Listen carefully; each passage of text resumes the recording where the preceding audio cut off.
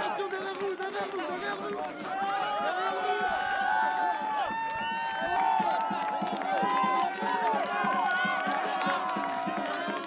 Donc cette vague verte était effectivement prévisible. On avait vu déjà les prémices au premier tour avec des forts scores, notamment à Strasbourg ou à Bordeaux. Et donc cette vague s'est confirmée à une plus grande échelle dimanche.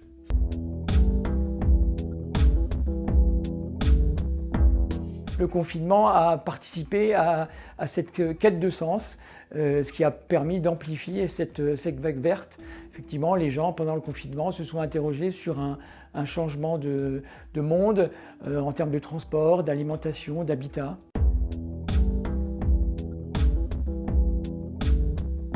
C'est vrai que cette poussée verte, on la remarque dans les grandes villes. On a vu effectivement Bordeaux basculer, Strasbourg basculer, Marseille peut-être et Lyon surtout, mais on remarque aussi cette poussée écologique dans des villes moyennes comme Poitiers, comme Besançon, et même les écologistes ont gagné aussi certaines communes dans la banlieue parisienne.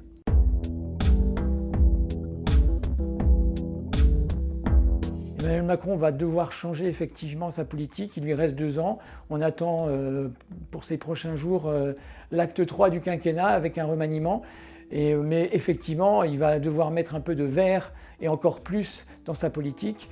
Et c'est ce qu'il a promis aux membres de la Convention citoyenne pour le climat qu'il a reçue ce lundi matin.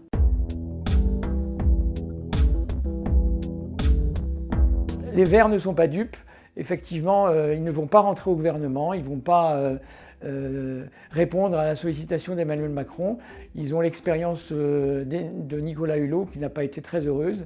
Ce qu'ils veulent, c'est un changement radical de politique, pas des ministres qui ne peuvent prendre aucune décision.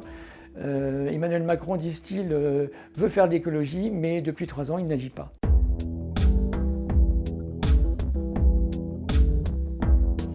C'est la nouveauté, effectivement. On pourrait imaginer un candidat vert face à Emmanuel Macron au 2e tour des élections présidentielles. Mais pour cela, il va falloir une union des gauches.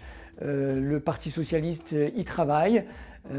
Après, au sein des écologistes, effectivement, les clivages sont là. Yannick Jadot n'est pas Julien Bayou et Julien Bayou n'est pas Yannick Jadot. Donc il va falloir régler les querelles chez les Verts et puis régler les querelles à la gauche.